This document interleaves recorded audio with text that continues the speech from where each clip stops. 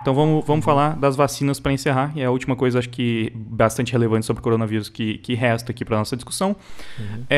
Então, sobre as vacinas, muitos desconfiavam da velocidade recorde em que essas vacinas para coronavírus foram produzidas. Algumas matérias apontavam para os riscos de coágulos cerebrais, enfim, alguns efeitos colaterais meio perigosos, assim, bem graves que estavam aparecendo em algumas dessas vacinas, mesmo que fosse uma probabilidade bem pequena, eram percentuais muito baixos de pessoas que demonstravam isso, né? Mas afinal de contas, as vacinas, elas são seguras? Como é que elas foram produzidas tão rapidamente? E a falta de tempo para testar mais profundamente as vacinas pode nos trazer problemas sérios a longo prazo?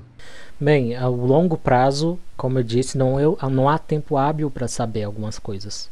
Agora, uma parte da rapidez com que isso aconteceu que não serve como explicação para a Coronavac ou para a AstraZeneca, que são produzidas do modo tradicional. Agora, existia já uma pesquisa com vacinas de RNA que estava em andamento quando aconteceu a pandemia. E aí a Pfizer, a Moderna, a BioNTech, que é baseada em RNA, elas usam então essa nova tecnologia, que não é nenhum monstro Frankenstein, não. Na verdade, o que ela faz é, em vez de apresentar o vírus inteiro inativado, elas apresentam só o que eu chamei da chavezinha lá do vírus. Então, quando você apresenta ao seu sistema imunológico, ele passa a reconhecer aquilo. Um dos problemas que a gente está tendo é que a gente não sabe ainda quantos meses dura essa proteção. Isso varia de doença para doença, né? Algumas doenças você não precisa ficar... Lembra do cartão de vacinação? Tem algumas que de tempos em tempos você tem que tomar de novo para voltar a ficar imune, né? Então, a gente não sabe para o coronavírus quanto tempo... pode ser que esteja uma informação até que já exista, mas eu não encontrei. Então, por isso, há alguns casos de reinfecção podem ser explicados por isso. Existia ali a imunidade e ela foi perdida. Quanto à tecnologia, acho que no caso geral foi bem conduzido. São empresas tradicionais com tecnologia mas assim, desde sempre também, ocasionalmente há polêmicas envolvendo essas empresas. A Pfizer, por exemplo, no livro que eu estou traduzindo, está citada por ter sido negligente na hora de desenvolver uma droga, que é um anti-inflamatório não esteroidal. Que eles, por exemplo, os cientistas envolvidos, eles excluíam os pacientes que tinham problemas cardíacos da amostra. E aí então não ficava essa informação nos efeitos colaterais, por exemplo. Então, nada que a gente toma como uma solução, como remédio para qualquer coisa, inclusive Não é a Pfizer que no contrato ela pede para não ser responsabilizada? Sim, e esse é um problema que os juristas têm que discutir. Isso é um bom negócio, a gente aceitar. Inclusive foi uma das condições que eu acho que o governo Bolsonaro considerou muito absurdas. Outra era mandar o dinheiro para pagar eles para a Suíça, para uma coisa assim. Enfim, muitas questões envolvidas aí, mas o meu ponto é, dado o incentivo que é uma pandemia global, isso já explica parte da celeridade com que foram produzidas essas vacinas.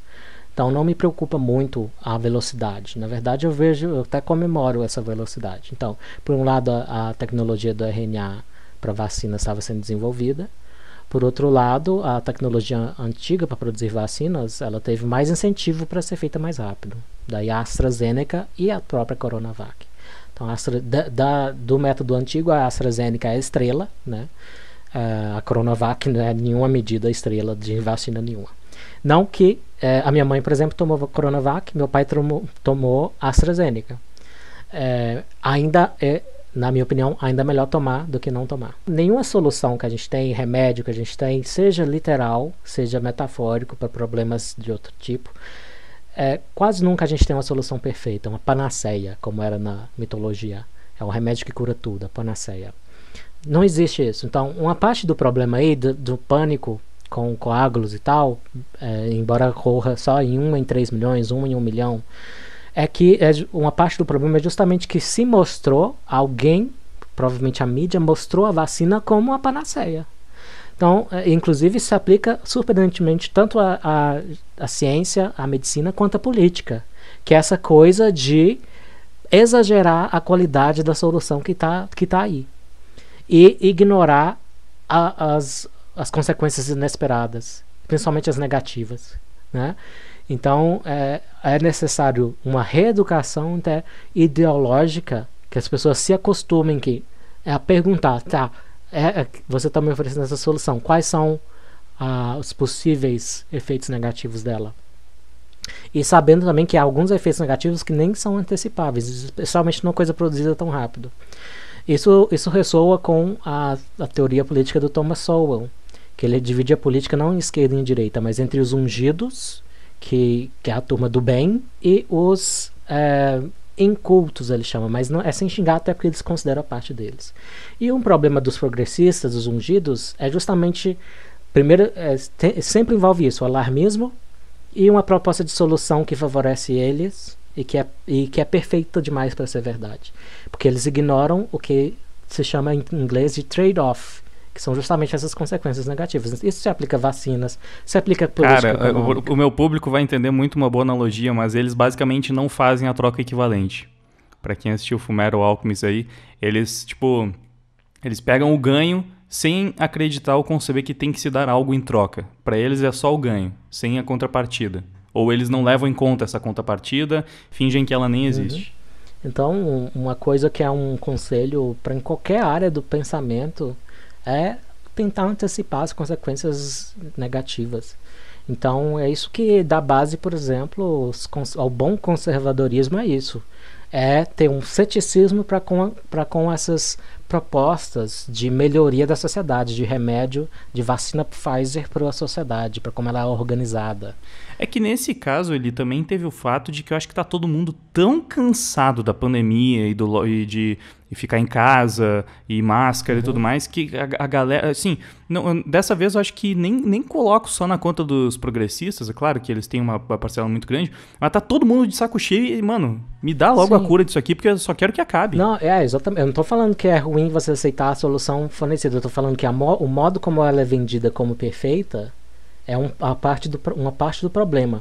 E sim, se você tá de saco cheio, se você quer logo virar a página, aí você aceita os riscos, é isso que eu tô dizendo. E você internaliza esses riscos, fala, tá, se acontecer alguma coisa comigo, a culpa é minha, porque eu aceitei, né? Então, daí eu até me perguntar se é ou não é um bom negócio aceitar a condição da Pfizer de ela não ser responsabilizada. Porque basicamente o que a Pfizer está dizendo é isso, olha, a gente não sabe se pode dar alguma coisa, algum problema. Mas se der, a gente não quer ser responsabilizado por isso, até porque a gente não podia ter antecipado.